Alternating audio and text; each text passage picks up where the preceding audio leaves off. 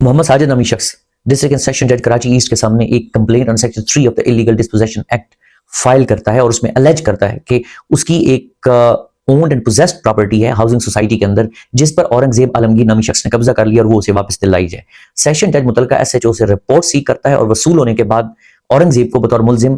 तलब कर लिया जाता है to face the trial. Aurangzeb इस ऑर्डर के खिलाफ ऑनरेबल हाई कोर्ट सिंध में चला जाता है और हाई कोर्ट सिंध की जुरिस्डिक्शन, जो inherent jurisdiction section 561A is invoked कि जो उसके खिलाफ प्रोसीडिंग्स हैं वो गलत तरीके से इनिशिएट की गई हैं और असर्शन ये है उसकी बेसिकली कि civil litigation is going on between the parties and 3 civil suits are pending regarding the same property between the parties, लिहाजा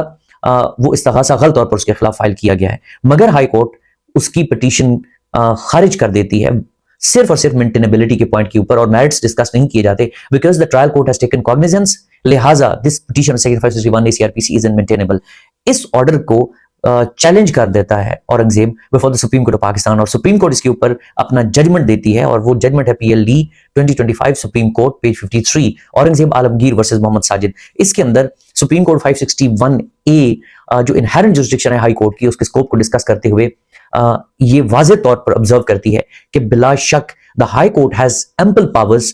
to quash the judicial proceedings pending before the subordinate court. उसकी दो शराइत हैं, एक तो to prevent abuse of the process of the court, secondly to secure the ends of justice. जहां पे अदालत ये समझती है कि criminal proceedings are vexatious in nature and are intended to just harass the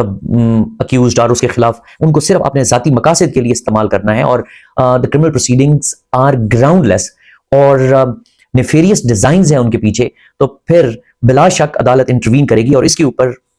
honourable court ने एक Pakistani jurisdiction की judgment PLD 1971 supreme court page 677 मशहूर और मारूफ शहनाज केस को भी रेफर किया और यकीनन वो 561A CRPC की जुरिस्डिक्शन को समझने के लिए बहुत जरूरी है। और उसके बाद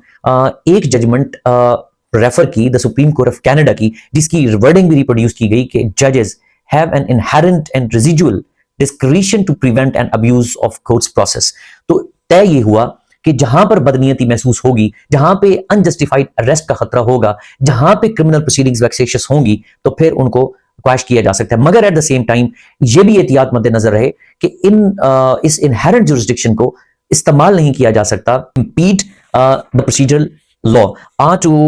disrupt the normal course of law। उसके लिए इन प्रोसीडिंग्स को इस्तेमाल नहीं किया जा सकता। और इन तमाम ऑब्जर्वेशंस के साथ सुप्रीम कोर्ट ने accepted the petition and the matter was remanded back to the high court कि वो मैरिट्स पर डिस्कस करते हुए